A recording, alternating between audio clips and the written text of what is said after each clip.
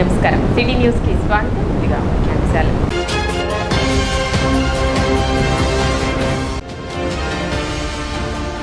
ఈ ఏడాది మే నుండి ఏటీఎం కార్డు సైజులో కొత్త రేషన్ కార్డులు జారీ చేస్తున్నట్లు వెల్లడించిన మంత్రి నాదెండ్ల మనోహర్.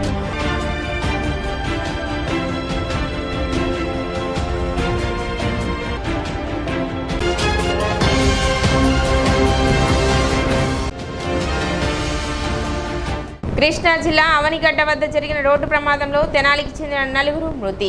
ప్రమాద ఘటనపై ఆరా తీసిన కేంద్ర మంత్రి పెమ్మసాని చంద్రశేఖర్.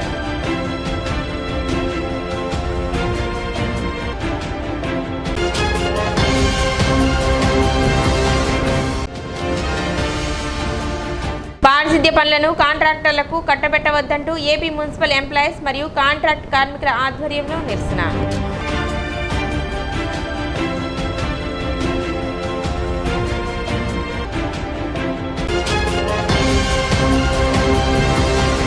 పారిశుద్ధ్య పనులను కాంట్రాక్టర్లకు కట్టబెట్టి కార్మికులను బానిసలుగా చేయవద్దని కోరుతూ ఏపీ మున్సిపల్ ఎంప్లాయీస్ మరియు కాంట్రాక్ట్ కార్మిక సంఘం ఆధ్వర్యంలో తెనాలి పట్టణంలో ర్యాలీ నిర్వహించారు. మున్సిపల్ కార్యాలయం నుండి బయలుదేరి గాంధీ చౌక్ వరకు ర్యాలీ కొనసాగింది. ర్యాలీని ఉద్దేశించి సిఐటియు జిల్లా కార్యదర్శి కొల్లిపర బాబు ప్రసాద్ ప్రసంగించారు.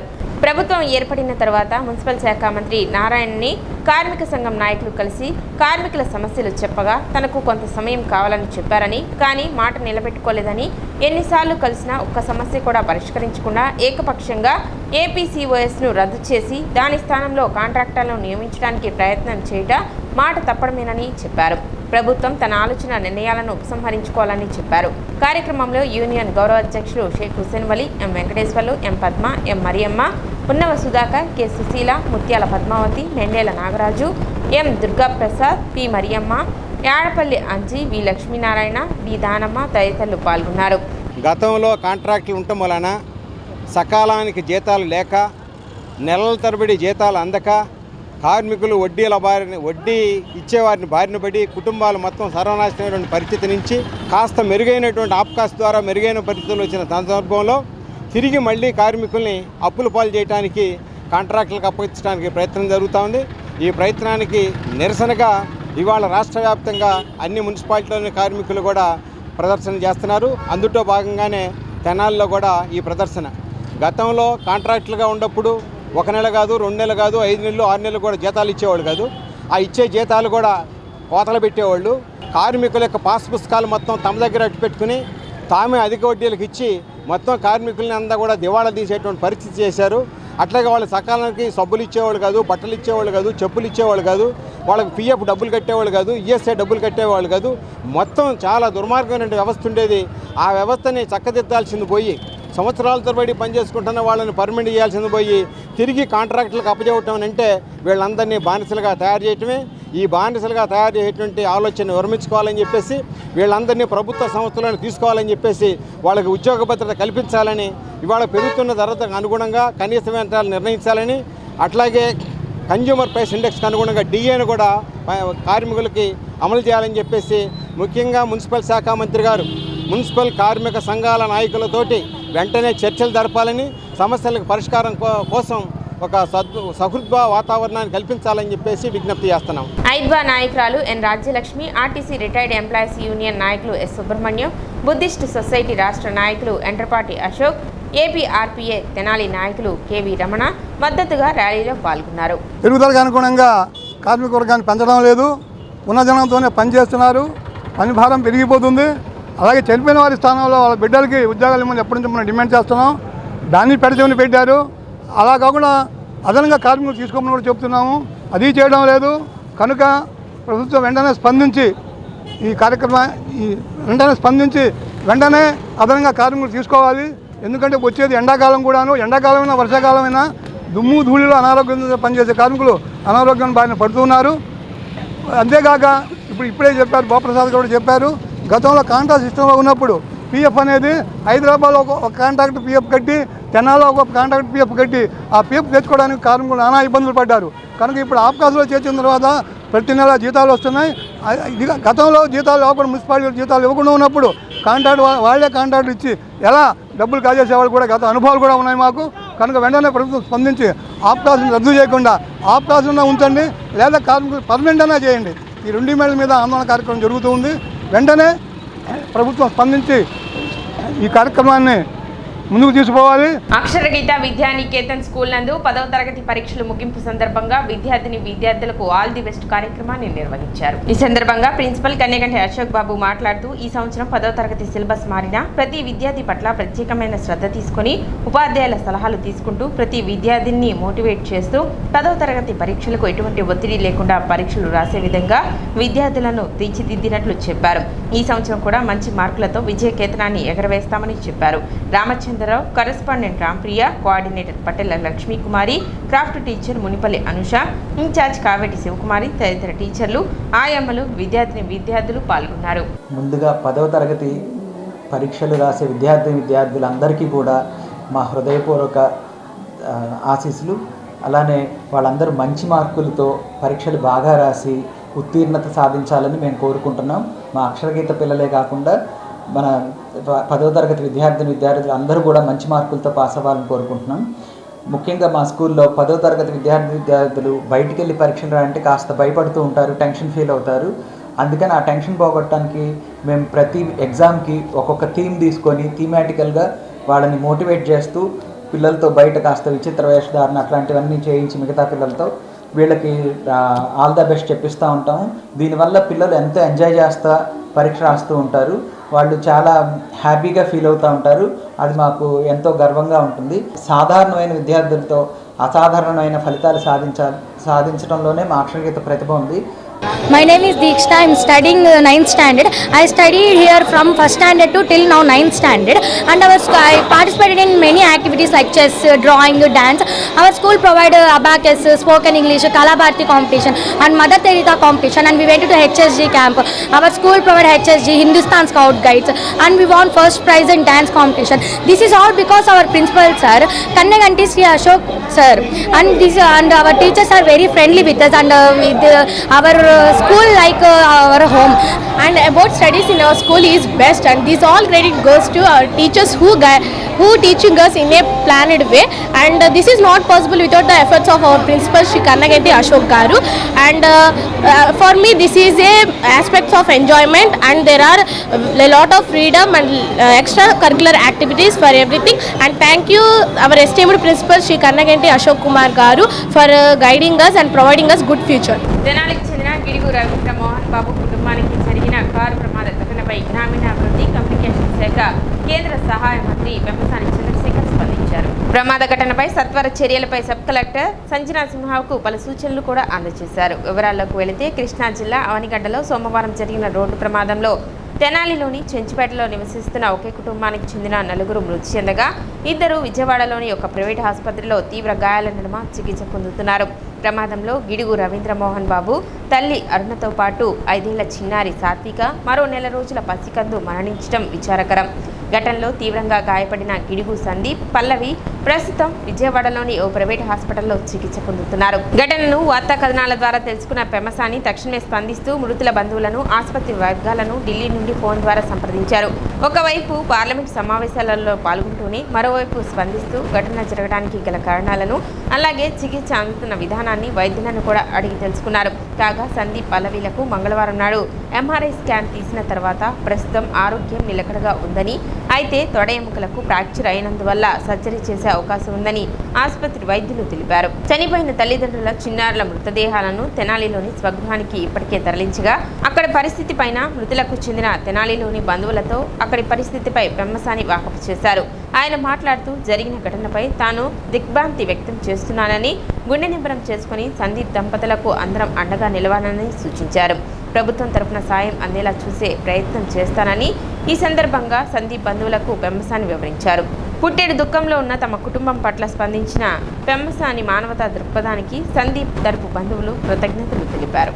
ఏప్రిల్ 2వ తేదీ బుధవారం దైవజనులు పగడాల ప్రవీణ్ స్మారక శాంతి ర్యాలీ నిర్వహిస్తున్నట్లు world human rights protection commission member reverend doctor Prabhudas తెలిపారు. చెంచుపేట ఉమేష్ చంద్ర విగ్రహం దగ్గర నుండి ప్రారంభమయ్యే ఈ ర్యాలీలో క్రైస్తవులు పాల్గొని జయప్రదం చేయాలని ఆయన కోరారు. ఇటీవల ప్రభు కొరకు అసాక్షిగా మారిన పాస్టర్ పగడాల ప్రవీణ్ గారి కుటుంబానికి ప్రభువు ఆదరణ కలగాలని, వారు హత్సాక్షిగా మరణించిన ఫలితంగా భారతదేశంలో మరి ఇతర దేశాల్లో గొప్ప ఉజ్వలాలు దేవుడు రగిలించాలని ప్రార్థన చేస్తూ ఆశిస్తూ మీ అందరికీ తెలియజేయని విధమే ఏమనగా, రేపటి దినాన అనగా ఏప్రిల్ 2వ తారీఖున తెనాలి పట్టణ పాస్టర్ అసోసియేషన్ తరపున మరి తెనాలి చుట్టుప్రక్కల ఉన్న మండల అసోసియేషన్ పాస్టర్స్ అసోసియేషన్ తరపున రేపటి దినాన తెనాలి పట్టణంలో ఉదయం 9 గంటలకు చెంచుపేటలోని పోలీస్ బొమ్మ ఉమేష్ చంద్ర గారి పోలీస్ బొమ్మ దగ్గర నుంచి శాంతి ర్యాలీ ఆరంభించడం జరుగుతుంది కనుక సంఘ విద్రోహ శక్తుల చర్యలను ఖండించాలి, మరి నిరసన తెలియచేయాలి. ఆ కుటుంబానికి ఆదరణ కూడా నా తరపున కలగాలి. కృష్ణా జిల్లా అవనిగడ్డ జాతీయ రహదారిపై జరిగిన రోడ్డు ప్రమాదంలో తెనాలికి చెందిన 4 మృత్యువాత పడ్డారు. తెనాలి చెంచుపేట ఇందిరానగర్ కాలనీలోని ఒకే కుటుంబానికి చెందిన 4 మృతి చెందారు. మనవడి నామకరణం కోసం మోపిదేవి వెళుతుండగా సోమవారం ప్రమాదం జరిగింది. ఎదురుగా వస్తున్న లారీని కారు ఢీకొట్టడంతో అక్కడిక్కడే 3 మృతి చెందగా చికిత్స పొందుతూ మరొకరు మృత్యువాత పడ్డారు. దీనితో పట్టణ చెంచుపేటలో తీవ్ర విషాదం చోటు చేసుకుంది. కాగా మృతదేహాలు మంగళవారం తెనాలిలోని వారి స్వగృహానికి చేరుకున్నాయి.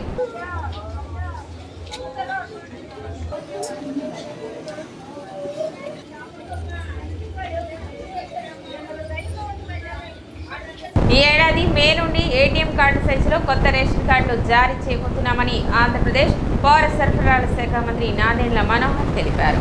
ఏప్రిల్ 30వ తేదీతో ఈ కేవైసీ ప్రక్రియ పూర్తయిన వెంటనే కొత్త రేషన్ కార్డులు జారీ చేస్తామని అన్నారు. ఇవాళ మంత్రి నాదెండ్ల మనోహర్ ఏపీ సచివాలయంలో మీడియా సమావేశం ఏర్పాటు చేశారు. ఈ సందర్భంగా మంత్రి నాదెండ్ల మనోహర్ మాట్లాడుతూ ప్రస్తుతం ఉన్న ఫ్యామిలీ రేషన్ కార్డునే సైజు తగ్గించి అన్ని వివరాలతో జారీ చేయనున్నామని స్పష్టం చేశారు. కొత్త కార్డుల జారీ సమయంలోనే కుటుంబ సభ్యుల జోడింపు, తొలగింపు, స్ప్లిట్ కార్డుల కోసం ఆప్షన్లు ఇస్తామని తెలిపారు. క్యూఆర్ కోడ్ లాంటి భద్రతా ఫీచర్లతో కొత్త రేషన్ కార్డులు జారీ అవుతాయని అన్నారు. గత ప్రభుత్వంలా ఎక్కడ వ్యక్తుల బొమ్మలు రేషన్ కార్డుపై ఉండబోవని స్పష్టం చేశారు. ఈ కేవైసీ పూర్తయిన తర్వాత ఎంతమందికి కొత్త రేషన్ కార్డులు జారీ చేయాలో స్పష్టత వస్తుందని మంత్రి నాదెండ్ల మనోహర్ అన్నారు. నేను గతంలో కూడా చెప్పాను, కేంద్ర ప్రభుత్వం ఇచ్చే కార్డ్స్కి అదనంగా రాష్ట్ర ప్రభుత్వం మనం ఈ రేషన్ కార్డ్స్ని రైస్ కార్డ్స్గా మనం కొత్తగా తీసుకొచ్చి మనం చేయబోతున్నాం. గౌరవ ముఖ్యమంత్రి గారికి ఆల్రెడీ మా డిపార్ట్మెంట్ నుంచి మేము సిద్ధం చేసిన కార్డ్స్ చూపించాం. ఈ కొత్త కార్డ్స్ ఇవి ఈ విధంగా క్రెడిట్ కార్డ్ సైజులో ఉంటాయి. సో ఇవి దీనికి వీల్ ఆల్సో హ్యావ్ పైకి చూపించాలా ఏటీఎం కార్డ్ సేమ్ ఈ కార్డే ఉంటుంది. దీనికి మీకు క్యూఆర్ కోడ్ ఉంటుందండి, అది సేఫ్టీ ఫీచర్. సో ఈ కార్డు మనం కొత్తగా లాంచ్ చేయబోతున్నాం త్వరలోనే. ముఖ్యమంత్రి గారి సలహాలతోటి దానికి ఒక సిస్టమేటిక్ విధానంలో చేస్తాం. Yes we'll replace it's call the rice card. బ్యాక్లో family member details, all the family member details will be there. ఇది గతంలో కన్నా మీరు చూసారు సో క్లియర్. ఇదివరకు మీకు కనపడేది కాదు, పెద్ద కార్డు ఉన్నా కూడా మీకు కనపడేది కాదు. ఇక్కడ ఏంటంటే చాలా క్లియర్గా మీకు కనపడేటట్టు ఈ ఏర్పాటు చేసాం. ఇంకా ముఖ్యం ఏంటంటే దీంట్లో మీకు అంటే ఎన్ని నంబర్ ఆఫ్ కార్డ్స్ అనేది మనకి ఈ కేవైసీ తర్వాత పూర్తవుతుంది. సో ఏప్రిల్ 30th వరకు మనకి కేంద్ర ప్రభుత్వం మనకి టైం ఇచ్చింది కాబట్టి జరుగుతుంది. 93% we have completed. 93% we have completed. 7% is still there. నేను చాలా క్లియర్గా చెప్పాను. కాదండి వేసవి కాలంలో ఎవరికి ఇబ్బంది కలగకూడదని ఒక నిర్ణయం తీసుకుని మా డిపార్ట్మెంట్ నుంచి గ్రామ సచివాలయం, వార్డు సచివాలయం ఉన్న మొబైల్ యాప్లో వాళ్ళు నమోదు చేసుకోవచ్చు. లేదా మా ఎండిఓ ఆపరేటర్లు ఎవరైతే ఈ రేషన్ ఇస్తున్నారో మీకు వాళ్ళ దగ్గర ఉన్న ఈపాస్ మెషిన్లో కూడా మీరు నమోదు చేసుకోవచ్చు, చెక్ చేసుకోవచ్చు. సో ఆ వెసులుబాటు కల్పించాం. అదే తేడా అండి. మా కూటమి ప్రభుత్వం చూడండి ఎక్కడా ఫోటోలు లేకుండా ప్రతి ఒక్కరిని మేము గౌరవించుకునే విధంగా ఒక సిస్టమేటిక్ విధానంలో తయారు చేస్తున్నాం. ఇది పర్ఫెక్ట్గా. ఒక ప్రాబ్లం ఏమొచ్చిందంటే రైస్ కార్డ్ కాస్త రేషన్ కార్డ్ నుంచి ఫ్యామిలీ కార్డుగా మారిపోయింది. సో మల్టీపర్పస్ కార్డుగా మారిపోయింది. What is an existing card is being replace with this card. It has a family member details. It has a family. కొత్తగా పెళ్ళైన వాళ్ళు, ఎడిషన్ ఇన్ ద ఫ్యామిలీస్, ఇవన్నీ కూడా ఖచ్చితంగా ప్రజలు కోరుతున్నారు. ఆ సర్వీసెస్ డిమాండ్ చేస్తున్నారు. ఆల్రెడీ మా దగ్గర రిక్వెస్ట్లు ఉన్నాయి పెండింగ్. ఇప్పుడు ఏం లేదండి. Once we open up this facility, ఎందుకంటే ఏప్రిల్ 30th ఎప్పుడైతే ఈ కేవైసీ నమోదు పూర్తవుతుందో తప్పకుండా ఈ సర్వీసెస్ అన్ని ఓపెన్ చేసి మేము వాళ్ళందరికీ అవకాశం కల్పిస్తాం.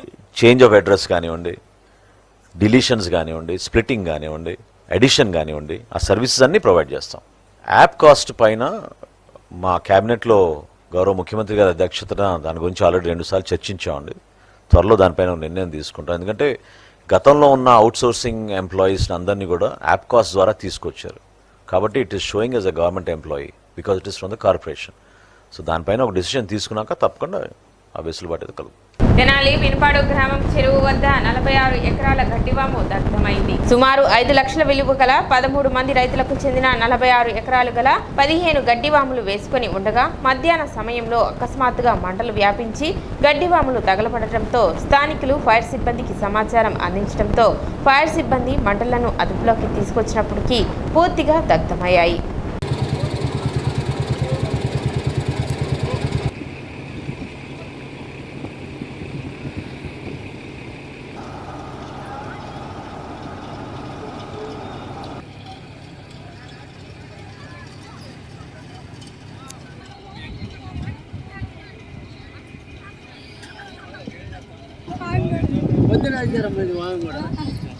అయ్యా ఎక్క వచ్చిందయ్యా, అయ్యో అయ్యా అయ్యా కరెంట్ కూడా లేదు.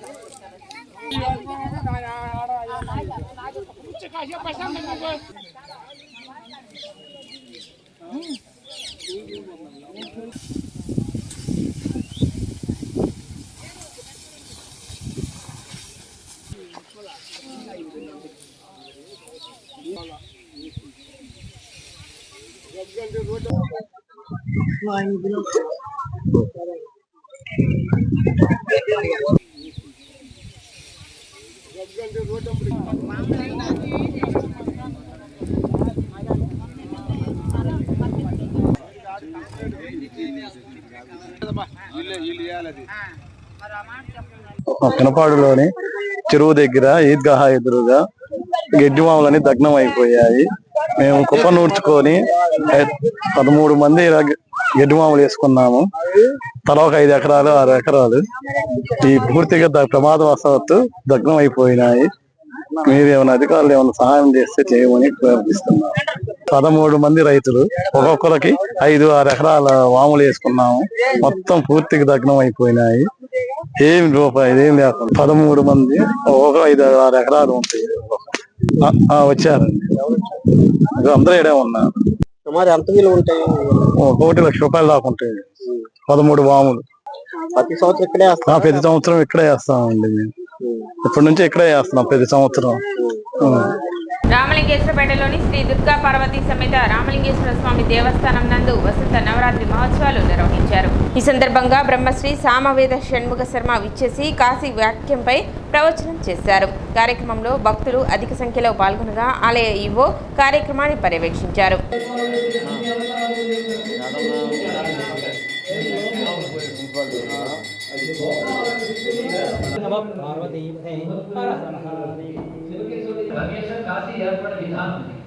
అక్కడ నుంచి పరమేశ్వరుడు మీ ఊళ్ళలో శ్మశానాలు అక్కడ ఉన్నాయి కానీ ప్రత్యేకించి వేరే అదే చెప్పడానికి ప్రయత్నిస్తున్న శ్మశానంలో అన్ని తగలబెడతారు. ప్రళయ కాలంలో సృష్టి అంతా ఎక్కడ పోతుంది? ఇది ఆలయం పోతుంది.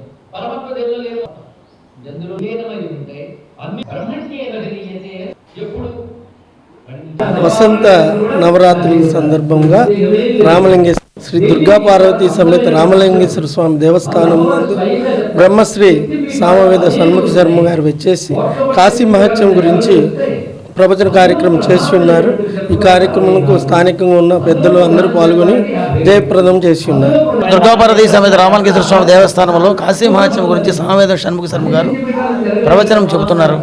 త్రిశూలం మీద ధరింపబడుతుంది కదా, త్రికంటక విరాజితే అనే మాట కూడా మనకి మహాసంకల్పంలో కనబడుతున్నది. ఏమిటి దీని ప్రత్యేకత అంటే, ఇటు బ్రహ్మవివృత పురాణం కాశీఖండ 2 కలిపి చూస్తే సృష్టి ఆది యందు నారాయణుడు తన హృదయంలో అంతర్ముఖమై ధ్యానం చేస్తున్నాడు. నారాయణుడు హృదయంలో ధ్యానిస్తున్నాడు. ఎవరిని ధ్యానిస్తాడండి? శివస్య హృదయ విష్ణు విష్ణుశ్చ హృదయం శివ కనుక తన హృదయాంతర్వర్తైన పరమాత్మని ధ్యానిస్తున్నాడు. హృదయంలో ధ్యానించేటప్పుడు ఎప్పుడు అంగుష్టమాత్ర పురుష అని అంగుష్టమాత్ర ప్రమాణంతోనే ధ్యానిస్తారు. అంటే అర్థం పరమాత్మ అంగుష్టమాత్రం ఉంటాడని కాదు, హృదయంలో ప్రమాణం అంగుష్ట మాత్రమే అని అర్థం. ఆ అంగుష్ట మాత్రం హృదయంలో ఉన్నటువంటి పరమాత్మ స్వరూపాన్ని ధ్యానిస్తున్నాడు, అంటే తనని తానే ధ్యానిస్తున్నాడు అని చెప్పుకోవాలి. అలా ధ్యానిస్తూ ఉండగా మహాసంకల్పం చేత ధ్యానిస్తున్న జ్యోతిర్మయ మూర్తి హృదయం నుంచి బయటకు వచ్చింది. గుంటూరు జిల్లాలోని బృందావన్ గార్డెన్స్ నందు గల వెంకటేశ్వర స్వామి దేవాలయంలో గల అన్నమయ్య కళావేదికలో కళా దర్బార్ వ్యవస్థాపకులు పొద్దూరి రంగారావు ఆధ్వర్యంలో విశ్వావసనామ సంవత్సర ఉగాది వేడుకలు ఘనంగా జరిగాయి. ఈ కార్యక్రమంలో తెనాలికి చెందిన స్వరలయ వేదిక వ్యవస్థాపక అధ్యక్షులు సాయిలక్కరాజుకి కళారంగంలో చేస్తున్న విశిష్ట కృషికి గాను ఉగాది పురస్కారాన్ని సోమవారం సాయంత్రం ఆలయ కార్యదర్శి బొర్రా ఉమామహేశ్వరరావు, చెన్నుపాటి శివనాగేశ్వరరావు, పొత్తూరి రంగారావు చేతుల మీదుగా మెమెంటో అవార్డు, శాలువాలతో ఘనంగా సత్కరించారు. తనకు జరిగిన సత్కారానికి సాయిలక్కరాజు స్పందిస్తూ, నా జిల్లాలో జరిగిన సత్కారం కన్నతల్లి అందించిన అభినందనతో సమానమన్నారు. మంగళవారం తెనాలి విచ్చేసి ఆయన ఉగాది పురస్కార విశేషాలను వివరించారు. చాలా మీరు కనుక నిన్న ఉగాది జరిగింది, అందరూ చేసుకుని ఉంటారు. ఊర్లో ఎక్కడ చూసినా వేప చెట్టు కరువు అయింది, అందరి ఇళ్లలో చేదు బరువు అయింది, కొందరి మాటల్లో తీపి కరువు అయింది, కానీ అందరి ఒంట్లో తీపి బరువు అయింది. పుస్తకాలేమో బజార్లో కలుస్తున్నాయి, మన చెప్పులేమో అంగట్లో మెరుస్తున్నాయి. బహుశా మనకు జ్ఞానం కావాలంటే చెప్పులు అవసరమేమో. ఇది నా ఉగాది కవిత. ఇప్పుడే అన్న మరలా అనుకోవద్దు, ఇది ఎవరిని విమర్శించాలి కాదు. ఎందుకంటే నన్ను నా ఊళ్ళో అడుగుతూ ఉంటారు, చాలా చోట్ల ఉపన్యాసం చెప్తుంటారు, జనాలు ఎక్కువసేపు ఎందుకు చెప్పరు అని. అక్కడ చేస్తే మెచ్చుకుంటున్నారు, ఇక్కడ చెప్తే నొచ్చుకుంటున్నారు. అదే ఎక్కువసేపు మాట్లాడితే మన గురించి ఎవరికి ఇచ్చుకుంటున్నారు. నాకు అది ఇష్టం లేదు. అందరూ నవ్వుతూ ఉండాలి, హ్యాపీగా ఉండాలి, ఇంకా మరి కొంతకాలం జీవించాలని ఇందాక చెప్పారు. నడక ఒకటిగా నవ్వేవాడికి నడిచేవాడికి అనారోగ్యం ఉండదు, జంజాల్ గారు చెప్పిన మాట. జంజాల్ గారు చనిపోయే ముందు వారం రోజుల ముందు నేను కలిసినప్పుడు ఆయన అద్భుతమైన మాట నేను మీ ముందు పోస్తున్నాను. ఎలా ఉన్నారు జంజాల్ గారు అని అడిగాను. అప్పుడు అనుభవించాను, ఇప్పుడు అనుభవిస్తున్నాను అన్నాడు. చివరి దశ ఎవరికి తప్పదు, వృద్ధాప్యం ఎవరు తప్పించుకోలేరు. కానీ ఆరోగ్యంగా ఉంటే వృద్ధాప్యం మనం ఎదిరించవచ్చు. ఇవాళ తిరుపతి గారిని చూసేయండి, ఆయనకి బహుశా 80 పైన ఉంటాయి నా లెక్క ప్రకారం. నిన్నే మన 3 రోజుల క్రితం రాఘవేంద్ర కలిస్తే 83వ ఏడు వస్తుంది, మే 22 ఆయన 84 వస్తాయిట. ఎలా ఉన్నారంటే నవయువకుల్లో ఉన్నారు. కృష్ణా జిల్లా పులిగడ్డ రోడ్డు ప్రమాద ఘటనపై మంత్రి నాదెండ్ల మనోహర్ దిగ్భ్రాంతి వ్యక్తం చేశారు. ఈ ఘటనలో మృతి చెందిన వారి కుటుంబాలకు ప్రగాఢ సానుభూతిని తెలియజేస్తూ ఆసుపత్రిలో చికిత్స పొందుతున్న వారికి మెరుగైన వైద్యం అందించాలని వైద్యులకు సూచించారు. మృతుల కుటుంబాలకు ప్రభుత్వం అండగా నిలుస్తుందని, అవసరమైన అన్ని విధాల సహాయం చేస్తామని మంత్రి పేర్కొన్నారు. సిటీ న్యూస్ ముఖ్య ముఖ్యాంశాలు మరోసారి.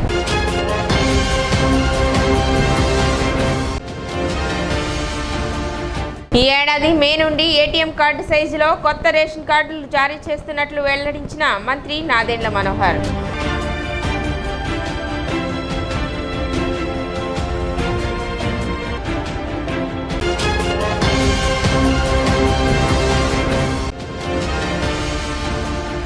కృష్ణా జిల్లా అవనిగడ్డ వద్ద జరిగిన రోడ్డు ప్రమాదంలో తెనాలికి చెందిన 4 మృతి. ప్రమాద ఘటనపై ఆరా తీసిన కేంద్ర మంత్రి పెమ్మసాని చంద్రశేఖర్.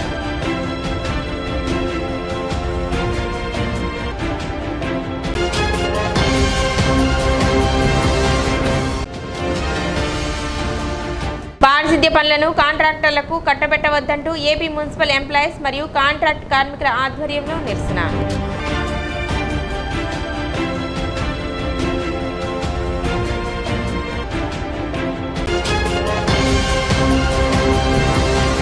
సిటీ న్యూస్ ఇంతటితో సమాప్తం.